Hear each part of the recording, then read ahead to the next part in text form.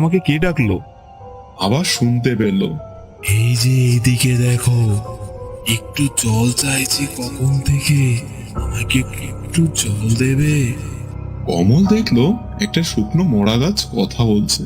প্রথমে একটু ভয় পেল, কিন্তু তারপর কিছুটা রেগে গিয়ে বলল, না না, ওসব আমি পারবো না, আমার অনেক কাজ আছে, তুমি যাও তো।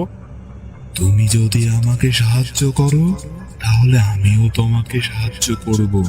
কমল মনে মনে ভাবল, অমলও তো বলছিল শুকনো একটা গাছের কথা, তবে কি এটাই সেই জাদু গাছ? যাই, একটু জল দিয়ে দেখি তো। তারপর কমল কিছুটা জল নিয়ে সেই শুকনো গাছের গোড়ায় দিল, আর সাথে সাথে আগের বারের মতো গাছটি সতেজ হয়ে উঠল। তারপর জাদু গাছ জাদু করে দুটো বাক্স আনলো আর কমলকে বলল, বলো